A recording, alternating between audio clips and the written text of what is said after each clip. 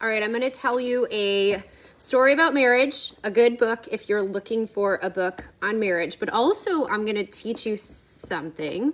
I titled this video, behind every story, there's a story. So I'm going to tell you a story, okay? And then I'm going to give you a book suggestion.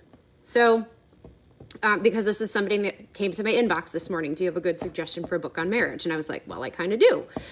So, on my nightstand, not on my nightstand, on my table in my room there's two things that I have as visual positive triggers, okay? One is a frame with vows that I wrote when Mark moved back home. If you guys have been following for a while, last year we split for 30 days of intentional time apart. He moved out, we worked through some things, and when he came home, we got remarried right here on this floor. And it was just me and the kids and him, and I wrote these vows, and there's a story behind that, right? But behind this story is another story, and this is the one I'm going to tell you today, and it's what happened before we wrote that story for ourselves. So also on this TV stand that I have is a really dusty, it's not even a TV stand, I'd have to show you, it's just a table in my room. This is a picture that Leah made. So Leah knows that I turn lemons into lemonade, and so she painted this for me. But behind this story is the story that we're going to talk about.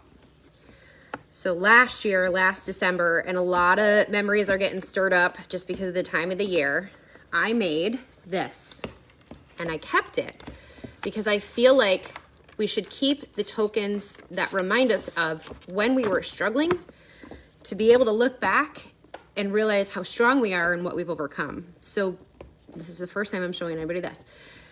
So behind this story, and that story is this story.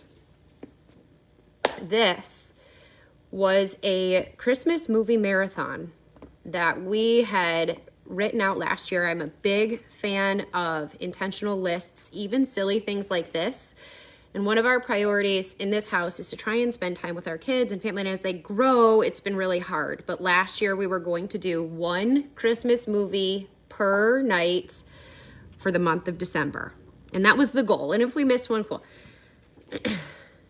On the 21st night, that was the night that was the final straw for me.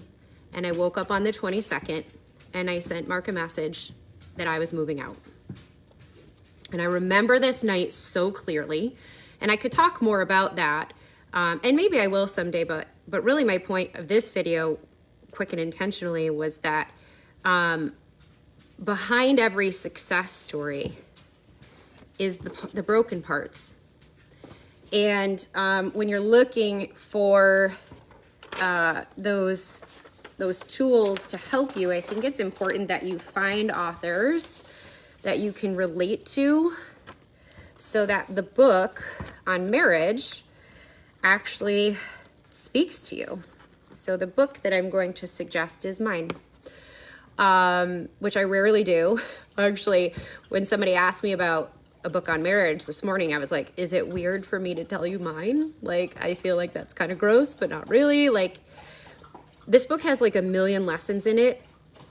It's not just about marriage. This is actually a story of overcoming hard things and learning to make them fun, and learning to set healthy boundaries for yourself and improve your relationships with others and with yourself. And it has so many layers. So it's certainly not only about marriage, but it's definitely about marriage.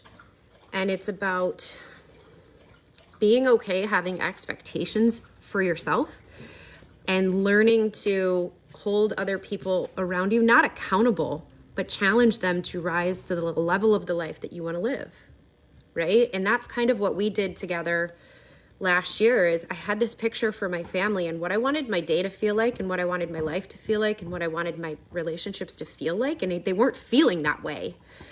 And the first thing that I had to do was I had to own that I was unhappy, and then I had to change the things around me to create happiness. And lucky for me, it worked out, and we were able to salvage our relationship, and it was great. For some people that might not be the case, but either way, I think staying in an unhappy situation is horrible. Like, until you're willing to do the scary thing, to change what's not working in your life, you're just going to feel stuck and you're going to feel unfulfilled in all the things. So my goal is to help more people get unstuck, whatever they're stuck in, career, physical health, marriage. And that's part of why I wrote this. We're really striving to get that audiobook done. We literally have one more section to record. It's just a matter of time. We're busy around here. It's hard to get a quiet moment, but this is the thing. Behind every success story is just another story of hardship. And the more you peel back the layers of people and the more you get to know about the people that you want to connect with, the more they're going to serve you. The more they're going to be a positive influence if they're willing to share their story and then the story behind the story. I always tell my team, like, if you could tell your story and help one person, be brave enough to do that. Really have the courage to share your story with the opportunity to help somebody else improve their story. So anyways, my book has been available for some time. It's like awkward for me to be like, hey, but it's not, because I think it's a great tool for people that are looking for new forms of thinking, the courage to make the changes in their life, to actually take great action and not just have big goals, but to take great action in small changes. Like, that's how change happens, right? Is like, you have to do the thing. So December 21st is actually going to be a challenging day for me. That list has been sitting here since last year. And I decided when Mark left, I almost threw that list out because it's a reminder of how bad December was last year for me. But I saved it, and now I get to pull it out and I get to look at it and go, damn, like, that sucked. That was hard, but we made it. We did it. We became stronger. We wrote a book about it. Jesus, like, definitely not in the plans on December 21st when I went into my bedroom and thought, I cannot do this a whole nother day. Not one more single day can I do this. And I didn't. And it was awesome. Like, I have an actual day that I drew a line in the sand. I actually have another day that I drew a line in the sand when I changed my physical health. It's December 22nd. So apparently December's like a big decision-making month for me. Watch out. But that's a book on marriage.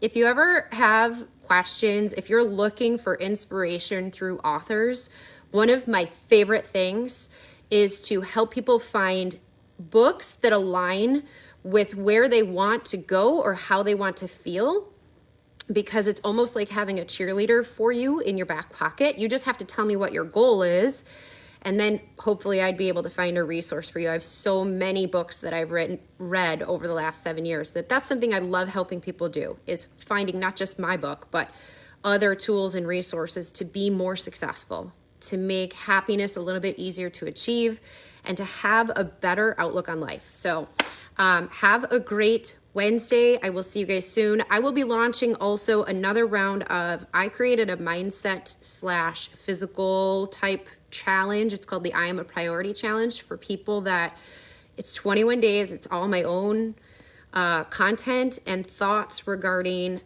taking small changes in your life. And so I'll be running another round of that between Thanksgiving and Christmas, because I've realized that is like for me, that's been a really transitional month. I've never been the person to wait until January 1st. I always seem to struggle most in November, December, and then make these decisions. So I wanted to offer that for people. If that's something that you're interested in learning more about, you can also ask me about that. So I will see you guys later. Have a great week.